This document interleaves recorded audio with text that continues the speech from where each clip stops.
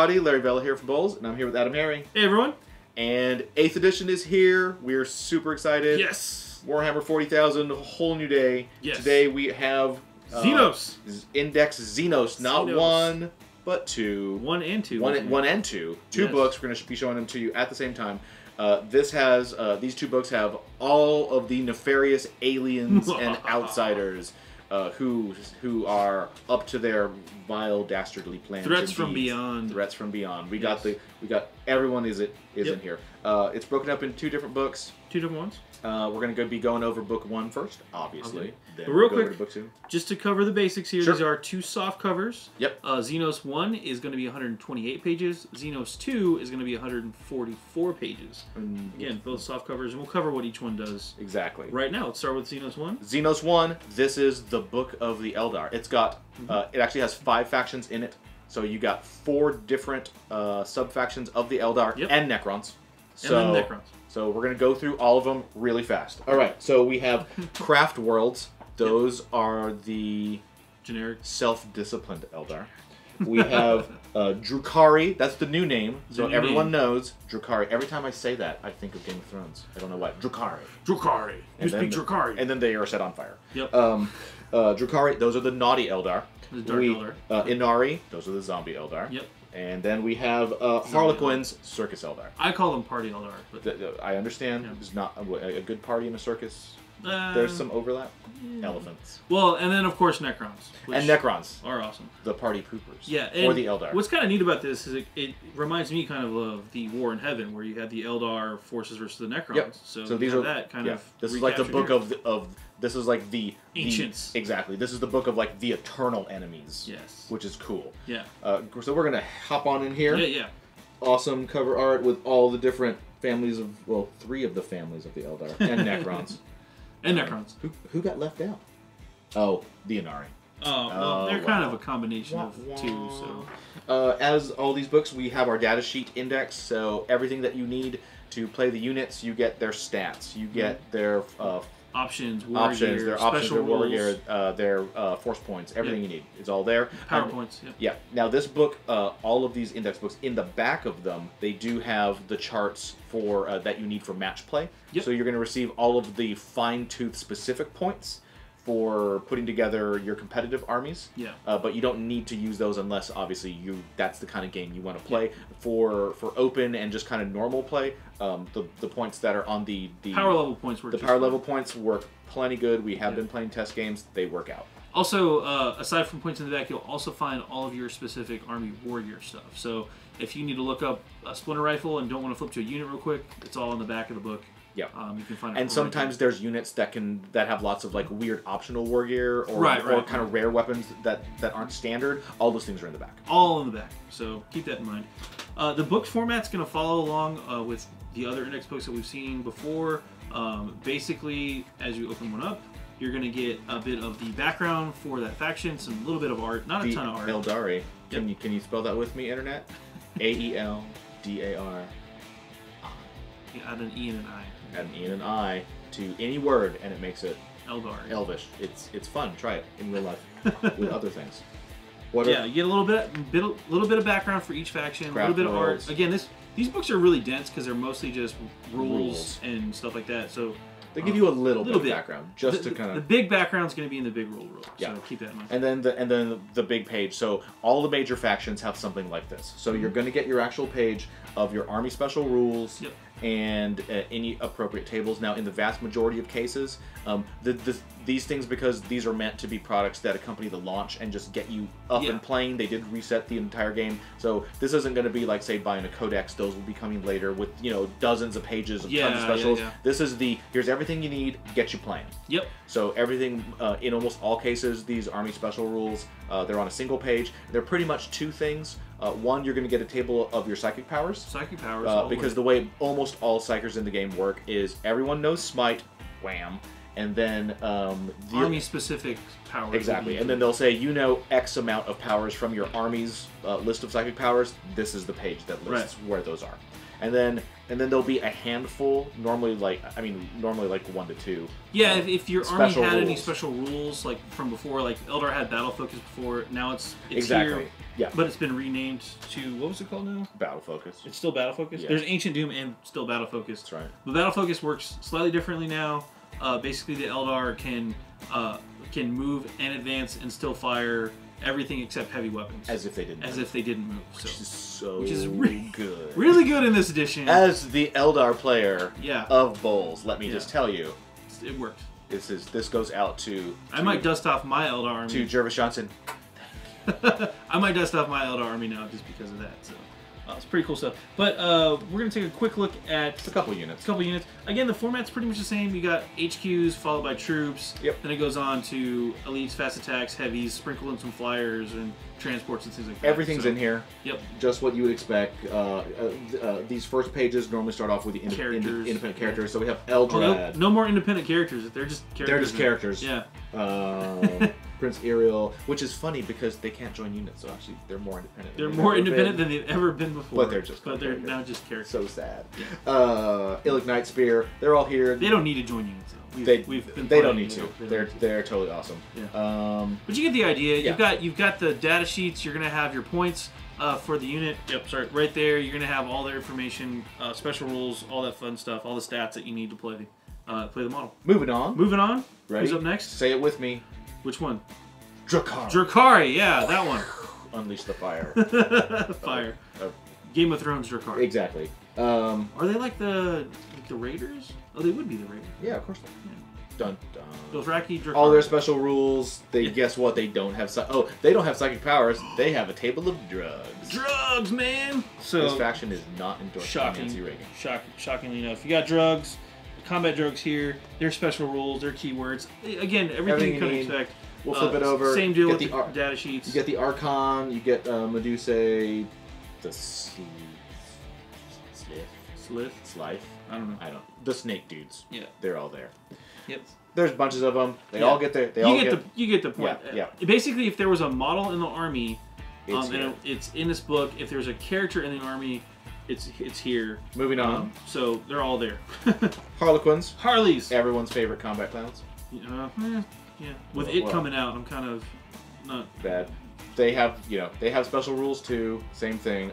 As opposed to the Drukhari, the Harlequins most certainly do have cool special powers. They do. With their Shadow Seers, they're all like distraction and illusion-y stuff. Pretty awesome. They also have a super crazy army special rule that I do want to read to you because there was a lot of people who were kind of concerned that when the Harlequin Codex came out in 7th edition, it was like it didn't feel like a complete army. Yeah, It kind of there was no HQs or what They have definitely dealt with a lot of that. So as an example, for their Rising Crescendo.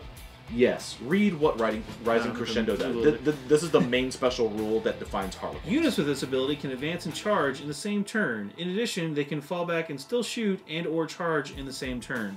So yes. So why is that amazing? Well, first off, being able to advance and charge, not everybody can do that. So that's going to get you basically your 7-inch or 8-inch move most of the time. Yeah, let's note that in general, the movement stat for the slow Harlequin infantry move merely 8 inches. Yeah, so you're gonna get your 8-inch move. You're gonna D6 advance, so you get to move that distance as well, and then you're gonna get to charge, which is just dirty because I've been doing it with Genestealers. It's great. And then let's assume that you're in combat and you've killed a normal amount of people. You're happy with it. Yeah. Next turn, you're going to be able to withdraw. Yep. Flip out like a ninja, shoot them, recharge and then charge them again. Which just seems wrong and very Harlequin-y. You should join the Eldar Circus today. Yeah. So they're pretty awesome. And then finally, not finally, one more. We've got Inari. Yep. Same thing. They have their strength from death. So all of you who were introduced to them not that long ago in Gathering Storm, they're in here. Very similar, yeah. This is a faction that is kind of interesting as opposed to unlike the other ones that have units that are very much defined to them. The Inari are kind of a like, here's their special rules, and they have a big list of units that they take from other from factions. the other factions. So the other three you just kind of so if you just like the Aeldari range, and you think their models are cool, and you're like, I want a little bit of these and a little bit of those, and I want some Drukhari and I want some Aspect Warriors, play Inari. You can do that because their rules are cool, and it when you take them, it actually has a paragraph that lists like which of the normal faction special rules they disavow. Yeah. So they don't get battle focus as an example. They gain all of their special rules are lost and are replaced with these. Right. But all their base stats and yeah. They're going to reference the other three factions of Aeldari. And they're on there. Pretty cool. And then finally, the Terminator. I mean the Necrons. The Necrons. Yes. Everyone's favorite. Dun, dun, dun, dun, dun. Termabots. Termabots. There we go. Necrons, they're all in here. Is it true that you can't bargain with them or reason with them, and they're unrelenting robot killers? Don't ever name your general Sarah Connor. Or John Connor. I'm just gonna avoid Connor. At all. Yeah. So they have their army list. They have special rules. Reanimation protocols is very interesting. A lot of people are kind of saying that really early out of the game. Obviously, I'm sure this is all play tested out, but Necrons definitely are being looked at with an eye of like, these guys could be pretty badass. These guys could be very scary. So yeah, reanimation. You roll it every turn. Yeah, that's the big thing. Yeah, that's the cool thing. Is it really feels like the original Necron Codex from way back in, I don't even remember, 4th maybe, or third. It's that weird. They've gone back to that concept of there's no phase out. There is no phase out, but it's still done kind of on a per unit basis. So like if you have a unit of 10 guys and they've lost 7 guys, you just put those guys aside, and then you're gonna roll for those 7 guys at the start of every turn until the game's over, and they can just always come back unless you wipe the unit. Once the unit is wiped, then it's gone. But that's what makes them so dangerous and so good is like I see that I can see folks taking giant phalanxes of warriors again because they kind of fell out of favor with the changes with 6th and 7th. But that was the iconic Necron army back in the day. It was just like, hey, deal with 60 warriors and a monolith. I remember that. That was a very common thing. Yeah, and a lot of they still have the same general categories that they've always had, to where obviously not everything gets reanimation protocols. That's just for the Necrons themselves. Right. So all the vehicles don't get it. And they have living metal though, so yeah, and like some of the support things, like the spiders don't get it, and But all their characters also give their warriors, well, not all of them, but a lot of their characters give their warriors buffs with the auras that they're in. So you might get extra toughness, you might get extra weapon skill, you might get extra ballistic skill, you might wound easier. Yep. You might get back up with the reanimation protocols easier as well. So. Yep. The Necrons are scary right now because they're very synergistic, I think. Yeah. So, and I'm looking forward to it. And they do kind of have a classic vibe now, because what they've done when they rebalanced it is like Necrons went through this thing where, I mean, most armies went through this, to where they had like a lot of their really old cool units, and then to sell the new units, they made the cool, they made their classic things not as good, but now everything is rebalanced. So you will absolutely on the tabletop be seeing lots of Necron warriors. You'll be seeing lots of Immortals. You'll be seeing lots of monoliths. Like monoliths are back, because monoliths are bad news. They have their toughness 8, 20 wounds with a 3-up save, and living metal, which means they just get wounds back every turn. So which is awesome. Woo. Anyway, that's pretty much it for this book. The last couple of things are again points and war gear for each faction. We're gonna skip that. Now we get to my favorite book so far. All right. Why is this your favorite? Tell me all about. This is Xenos 2. I know why. Which has Orks, Tau or Tau, which is what they say when you get shot by them, and the perfect living organism in the galaxy. The Tyranids. So Tyranids and of course Genestealer Cults are also in this book. Yeah. This book again, this one is 144 pages. Yep. Versus the other one, which was 128 pages. But basically, we've seen this all before at this point. Yep. Table of contents there. You get your data slate definitions. Yeah. Data sheets. All that fun stuff. Okay. We don't have to go through this in its entirety again, but you get the idea. You've got your Orks. You've got some background information about them. You've got special rules. You get the special rules. Yeah. There's not much. It talks a little bit about the factions within the Orks, but again, for that kind of background lore, you're going to go check the big rulebook for all that fun stuff. And then, Orks are also, by the way... And then tons of data sheets. Orks also, by the way, really good again.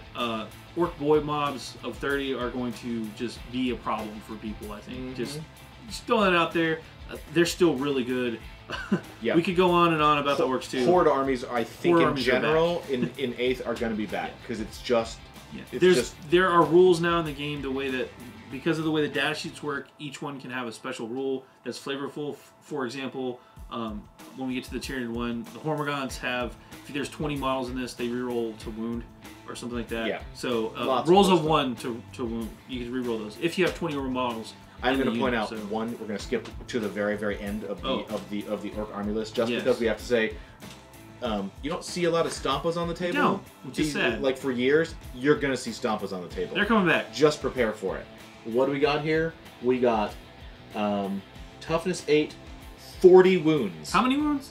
40 wounds. 40 wounds. Like Warhammer 40,000, but with wounds. Yeah. Stompas, baby. With a 3-up save. Oh my god. Like just thinking about trying to shoot through that. Keep in mind the Stomper is 49 points, power level points. So if you're playing a 50-point list and you just bring it, I mean, legally you could. You won't have many friends, but you could. I mean, it'll be an interesting challenge. I think, I'm not going to say it's a wise thing to do. I'm saying that you could. You could. That's all I'm going to say. But it's an awesome option. So we get to the Tau again. Same Wait a minute. Deal. What? Tau. There we go. Tau. That's the sound you make when you get shot by them. Yes. Tau. Yes. You will note the all-important apostrophe. It is the Tau Empire. Tau. Is there like an 80s band? I don't know. Maybe. I don't know. But anyway, you get your background fluff, you get a little bit of art, and then we get all of their awesome rules. Yep, we got all their awesome rules. This how marker lights work. That's the main part of it. Is how you generate marker light hits, what you can trade them in for. It's broadly similar. You know, there's differences, but if you've been playing Tau for multiple editions, you'll be right at home. You'll be right at home. Nothing here is going to shock you. Cool thing though is Kroot and Krootox, I believe, are in this book now. Or Kroot Shapers. Kroot. Yes. Commander Farsight. There's Commander the characters. They're all in here. Who else? Vespids are also now worth taking. Vespids are actually decent for the first time. I don't know how to feel about that one because it just doesn't feel like 40k when Vespids are worth taking. I agree. It's strange, weird, and it makes me feel weird inside. Yeah. They also have the Tidewall detachment as well. So if you bought that big Tidewall formation or that box, once again, you can run that as well. Once again, these books are totally current. They have if they made it all the way up until like a month ago, it's in these books. Yeah. Everything's here. Yep, pretty much. You are missing nothing. Next up is going to be the Tyranids, which are my personal favorites. Dun, dun, dun. What do we got here? We got Tyranids. They like to munch on stuff. Go to the next, next page. There's the Hive Fleets. Yep. Again, more little background of the Tyranids and all that fun stuff. And then there's special rules. Special rules. This is going to tell you what their psychic powers are. Yep. How Synapse works. Synapse, by the way, only 8 inches now instead of 12. Oh. Keep that in mind. Didn't know that. Yeah. Shorter Synapse. It's still really good. They just ignore morale test. It's just like Noli, right? Which is awesome. So you just have to kill them all. Especially in this edition where morale test means you lose that many models. Now with Synapse, you just don't, which is fantastic for the Tyranids. Yep. Especially for Horde armies, shockingly enough. We'll show you 2 of them really quick. Yep. Hive Tyrants and the Swarm Lord. Hive Tyrants. Walking Hive Tyrants are going to be back, I think, in a big way. I think we're going to see Walking Hive Tyrants with Tyrant Guard hanging out and doing stuff. Yep. Flyers are still good, don't get me wrong. Especially with the ability of Flyers to basically leave combat and still shoot. Go check the big rule book for that. But Flyers... It's cute how you said the big rule book. Yeah. The BRB. Yes.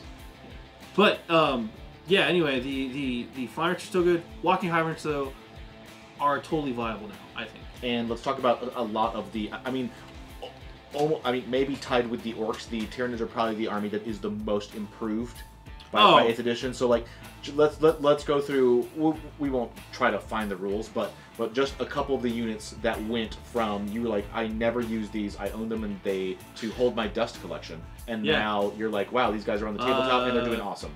Non-DAC effects, Carnifexes. Oh yeah, AdamHarry here runs a big, giant group of, like, what, 5? I used to run 6 DAC effects for funsies, because I thought it was cool. And then I also, just because I had the extra models, I built 3 more close combat Carnifexes with Screamer Killer style. And they just have 4 exciting talons and the Bioplasma mount. Yep. They're awesome now. They're super scary now. Totally viable. Totally viable. Pyrivores for all of the crap that I personally have given them over the years. Actually, not bad. They're not bad now. I can't believe I'm saying that on camera, but Pyrovores aren't terrible now. I can't wait till we have a game that's like Pyrovores versus Vespids. Oh like, what's going to happen?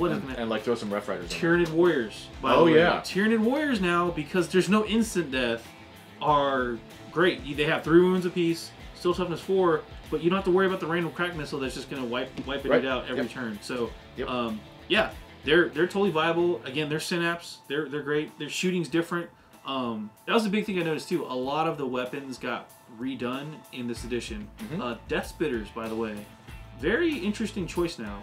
Regular Death Spitters are like strength 5 with a -1, but the Monstrous Creature Death Spitters basically got the Devour upgrade. So now they're strength 7 -1 AP. So Death Spitters are worth taking on your big bucks. So that's going to be a whole new ball game. Very and cool. a lot of their weapons are also assault weapons, which, if you remember from the big rule book or the 8-page rule book, if you have an assault weapon, if you advance during your turn, you can still shoot it with a -1 to hit. Yep. So the turn is going to be moving forward, advancing, and then laying into you. Yeah. With all those weapons. Termagants, if you have, I believe, 20 or more models in that, with Termagants, they can reroll 1s when shooting. Very cool. So if you combine that with running forward, getting a reroll to shoot with your advanced weapons, I'm just saying, there's some stuff in here that like you would never have taken before as a Tyranid player. I'm super stoked. Moving on. Trigon Prime works. We're on to the final thing. So we have Genestealer Cults. Genestealer Cult. Again, these were a newer army that were released towards the end of 7th. And they were pretty decent. They still have the ambush rules. Relax, you can relax. They still have the ambush rules. There they all are. Yeah. All kinds of special rules. You get their psychic powers. You get their psychic powers right here. You also get the ambush table is still here. Okay. So they're still able to do that. It's not quite as well, I don't know, because if you roll a 6, you still have to deploy within 6 or of 9 of an enemy when you deep strike, but you can get your like full move and a charge anyway. So it's basically like being within 3 inches of the enemy anyway. So yeah, they're still really good. Don't get me wrong. Yeah, and as usual, the entire everything that was in the codex, it's in here. Yeah. And then that's pretty much it. The very back of the book, as we've seen on the other ones, we'll just flip past it. The back of the book is just the war gear lists points and the specific points that you need for match play. But I don't want to downplay Genestealer Cult because we did go through them really quick. Yeah. They're still really good, especially with the way Horde armies work now. Man, they're worth taking. So and that is Xenos 1 and 2. 1 and 2. They're in stores. Hopefully by the time you see this. Yep. Great stuff. And I'm Larry Vela. I'm AdamHarry from BoLS. Thanks for watching, guys.